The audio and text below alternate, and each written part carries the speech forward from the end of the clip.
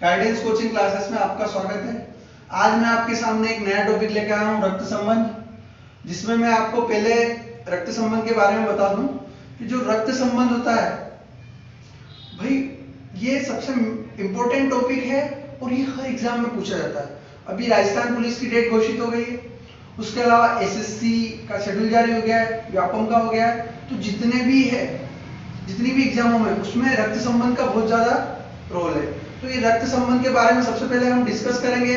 तो रक्त संबंध में जैसे मैं हूँ स्वयं, तो स्वयं मेरे रिश्तेदार जितने भी होते हैं उनसे क्या संबंध है और कैसे संबंध है वो डिस्कस होता है। इस टाइप के क्वेश्चन एग्जाम में आते हैं। जैसे मैं स्वयं की पीढ़ी, जो मेरी पीढ़ी है, मेरी पीढ़ी में कौन कौन लोग आता है। मैं हो गया स्वयं, मेरा भाई हो गया, चचेरा भाई हो गया, फुफेरा भाई हो गया, ममेरा भाई हो गया, बहनों हो गया, साला हो गया। उसके अलावा महिला में बात करें तो बहन हो गई, चचेरी बहन हो गई, फुफेरी, ममेरी, मौसेरी, भाभी, साली, ननद, सब ये कहा जाता है, ये स्वयं होते हैं। अब अगर मेरे से एक पीढ़ी ऊपर मतलब मेरे से बड़े लोग कौन होते हैं? मेरे पिताजी। तो मेरे पिताजी के जो जितने भी भाई, उनके जो मेरे फूफा जी हो गए, मेरे मामा, मेरे मौसा जी, ससुर, ये सब क्या आ गए? मेरे से बड़े हैं, मतलब मेरे से एक पीढ़ी ऊपर है। अगर इधर बात करें तो माँ, चाची, बुआ, मामी, मौसी, सास, ये सब भी क्या है? मेरे से एक पीढ़ी ऊपर है। अगर दो पीढ़ी ऊपर की बात करें तो पापा से भी बड़े, तो कौन आ जाएंगे? दादा, दादी, नाना, नानी। तो ये क्या आ गए? दो पीढ़ी ऊपर आ गए। अब मेरे से छोटी पीढ़ी की बात करें, छोटी पीढ़ी मतलब एक पीढ़ी नीचे, मतलब मेरा पुत्र, भतीजा, दामाद, पुत्री, भतीजी, पुत्र, वधू।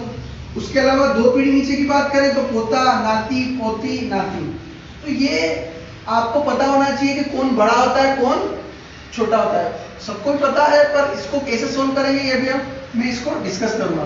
तो ये आपको समझ में आ गया कि जो स्वयं की पीढ़ी होती है उसमें कौन कौन आता है, एक पीढ़ी ऊपर कौन कौन आता है, दो पीढ़ी ऊपर कौन कौन आता है, एक पीढ़ी नीचे कौन कौन आता है और दो पीढ़ी नीचे कौन कौन आता है। आई होप आपको ये समझ में आ गया होगा इजीली। इसमें आपको मैं बता दूं कि जैसे ये बोला जाता है कि जो चाचा, फूफा, पिताजी छोड़ो, चाचा, फूफा, मामा, इन सबको अगर आपका एग्जाम में आ गया तो इन सबको क्या बोलते हैं? अंकल। क्या बोलते हैं? अंकल। मतलब आपका अगर अंग्रेजी शब्द आ गया तो इन शब्द का उपयोग होता है खाली अंकल। मतलब वहां पे ये नहीं लिखा रहेगा फुफेरा भाई। हाँ, कुछ एग्जाम में लिखा रहेगा, कुछ एग्जाम में अगर उनकी जगह अंकल लिखा रहा, मतलब ये सब आ गए। और इधर क्या अगर आंटी आ गया, आंटी जी, तो ये चाची, बुआ, मामी, मौसी, सब का क्या आ जाएगी? आंटी जी आ जाएगी। तो आपको ये सब पता होना चाहिए कि जब आपके ऑप्शन है उनमें से क्या टिक करें। अगर आपको चाचा, फूफा ये नहीं आता है और अंकल आता है तो अंकल टिक करना है। चाची, बुआ, मामी ये नहीं आता है, मौसी नहीं आता है तो आपको आंटी आता है तो आंटी जी टिक करना पड़ेगा। अब देखो, जैसे मैंने बोला ए बी का भाई है। क्या बोला मैंने? ए बी का भाई है। इससे पहले मैं डिस्कस कर दूं, आपका अगर मेल आता है, मेल या पुरुष, तो आपको प्लस लेना है। फीमेल या महिला आता है तो आपको क्या लेना है? माइनस। जिससे हम क्वेश्चन सोल्व करें तो कंफ्यूज होने के चांसेस ना हो। जैसे मैंने बोला ए बी का भाई है। जो ए है वो किसका भाई है? बी का। अब भाई जो है वो मेरी पीढ़ी का ही है, मेरी पीढ़ी का है तो उसको क्या करेंगे? एक लाइन में आएगा। और उसने बोला ए किसका भाई है? जो ए है वो किसका भाई है? बी का। तो ये भाई है मतलब क्या है? प्लस। मैंने अभी बताया पुरुष के लिए क्या लेना? प्लस। अब आप बोलोगे सर बी क्या है? तो जब तक वो नहीं बताए तब तक अपने को ये नहीं मानना है कि बी लड़की है या बहन है उसकी या भाई है। ये बहन भी हो सकती है एक ही, या भाई भी हो सकता है। जब तक नहीं बोला जाए तब तक अपनी मर्जी से नहीं मानना है। जैसे मैंने दूसरा क्वेश्चन बोला, ए बी की बहन है। ए जो है वो किसकी बहन है? बी की बहन है। बहन है मतलब क्या आ जाएगा? माइनस। वही बताया भाई, महिला है तो क्या लेना है? माइनस। किसकी बहन है? बी की। अब बी, अब ए के बी क्या लाएंगे तो अपन बोलेंगे कि सर ये बी जो है भाई भी हो सकता है और बहन भी हो सकती है।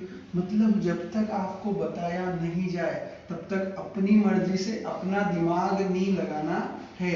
तो रीजनिंग जो है, रीजनिंग ये बोलती है कि ज्यादा दिमाग का उपयोग नहीं करना है, जितना है उतना ही उपयोग करना है। अगर कम करोगे तो भी दिक्कत है, ज्यादा करोगे तो भी क्वेश्चन गलत होने के चांसेस। तो कम करो और अच्छे से करो। उसने बोला ए बी का पिता है, ए बी का पिता है।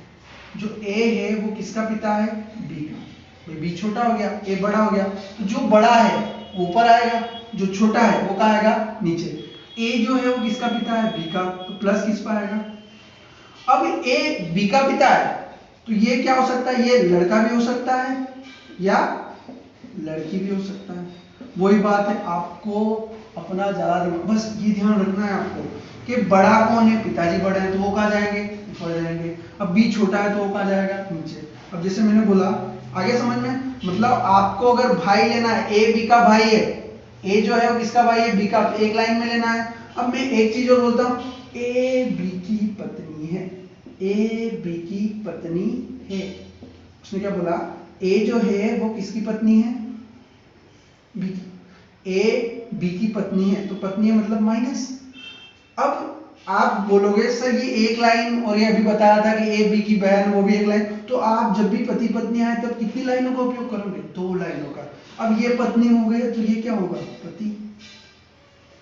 भाई सीधी सी बात है कि पत्नी तो पति का ही पत्नी होती है, ये तो आपको सबको पता ही है कि भाई ये पत्नी हो गई तो ये बच्चा पति होगा। ऐसे समलैंगिकता वाला चल रहा है इंडिया में, बट ये पत्नी है तो ये पति होगा। और आपको इसमें अंडरस्टैंडिंग वाला काम है कि अगर उसने पत्नी बोल दिया तो ये पति होगा ही।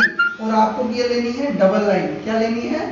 Double line. तो ये उसने बोला ए बी की पत्नी है, तो ए किसकी पत्नी है? बी की, तो ये क्या हो गया?